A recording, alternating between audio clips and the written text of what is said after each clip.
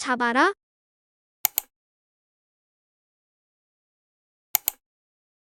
10월의 어느 날, 나는 무작정 이스라엘로 향했다. 12시간을 날아서 드디어 이스라엘 땅에 도착했다. 테라비브 공항에 내려 인근 호텔로 향했다. 그리고 긴 여정 끝에 피곤이 몰려와 그날은 그렇게 하루를 보냈고, 이튿날 테라비브와 예루살렘에 있는 서점들을 먼저 방문하기로 했다. 몇 곳을 갔으나 그 중에 규모가 가장 크고 오래된 서적이 가장 많고 A부터 Z까지 정리가 잘 되어 있는 테라비브의 한 서점의 발길이 머물렀다. 한참을 구경하던 중 내 눈에 들어오는 책이 한 권이 있었는데 내 키로는 꺼낼 수 없는, 손이 닿지 않는 곳에 있었다. 그래서 그곳에 일하시는 분께 그 책을 꺼내달라고 부탁을 드렸다. 얼마 동안이나 그 책이 그곳에 있었는진 알 수 없으나 너무나 많은 먼지가 쌓여 있었다. 대강 그 먼지를 털어내고 첫 장을 넘겼을 때 놀랄 수밖에 없었다. 그 책은 내가 한 번도 보지 못한 책이었다. 그런데 내가 공부했던 히브리어로 되어 있었다. 짐작으로 성경책인 것 같았다. 일반적으로 내가 알던 성경책은 제목과 장과 절로 나누어져 있는데 이 책은 제목도 그 어떤 것으로도 나누어져 있지 않았다. 읽을 수 있게 모음 표시도 없고 띄어쓰기도 없이 쓰여진 책이었다.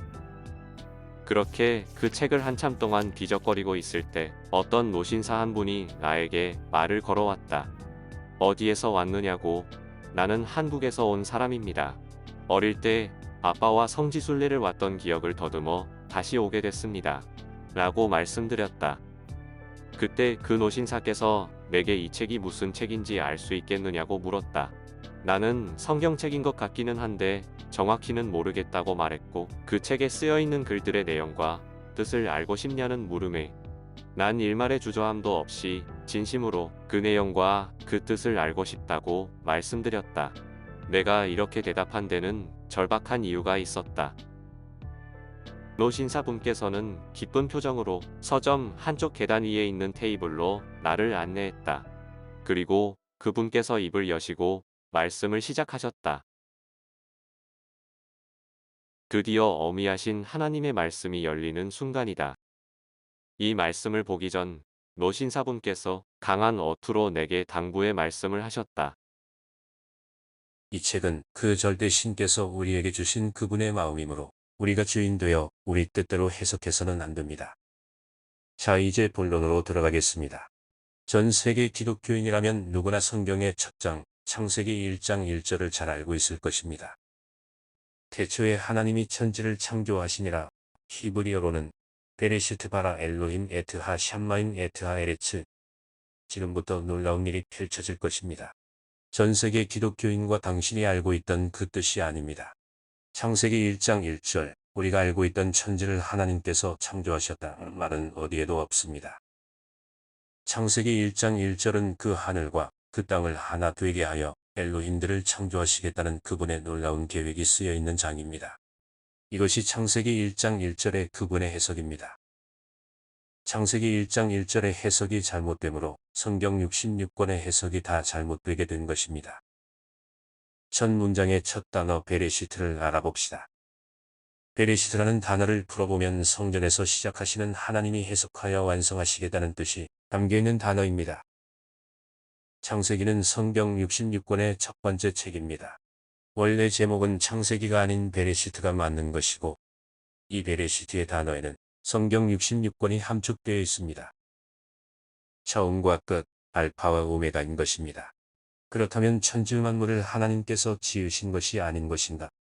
그것은 절대로 아닙니다.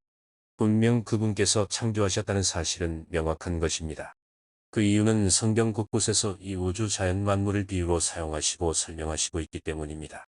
우리가 잘 알고 있는 창세기 1장 1절 하나님께서 천지를 창조하셨다. 라는 그 사실만을 말씀하고 계시지는 않는 것입니다. 그보다 더 크고 더 중요한 사실은 우리를 향한 그분의 계획을 전해주고 싶은 것입니다. 이것이 우리가 뭐라 부를 수도 없는 그분께서 우리에게 전하려는 진리인 것입니다. 또한 베레시트가 담고 있는 그분의 시작과 완성을 역사 속에 등장하는 인물들과 사건들, 그리고 성경 66권을 통해 연속적이고 반복적으로 전해지고 있는 것입니다. 다시 한번 베레시트를 요약하자면 성전에서 하시겠다. 어떻게 시작해서 어떻게 완성하실지는 창세기 1장 1절부터 2장 3절까지를 정확히 알아보면 알 수 있을 것입니다. 지금 우리가 사용하는 문법으로 풀어보면 성경은 먼저 움직임을 주고 그 움직임에 이름을 주고 그 움직임에 어떠함인 형용사, 부사 등의 순서로 갑니다. 그런데 1장 1절에 엘로힘에는 관사가 붙어 있지 않습니다. 그 말은 아직 베레시트라는 법칙 안에서 엘로힘이라는 자가 나타날지 확실하지 않기 때문입니다. 1장 1절에서 하에레츠, 즉 그 땅, 단어 한 자씩을 풀어보면 하나님께서 잡기를 시작하심과 카샴마임, 즉 그 하늘이 하나 된 것을 엘로힘이라 하고 이것을 그분께서 말씀하시는 창조라고 하는 것입니다. 이 창조는 반드시 베레시시트라는 법칙 안에서만 이루어지게 하실 것입니다. 이 해석이 나에게는 엄청난 충격으로 다가왔다. 나는 창세기를 적어도 4장을 넘어 10장까지 들어볼 결심을 했다. 기회가 된다면 좋아요, 구독 꾹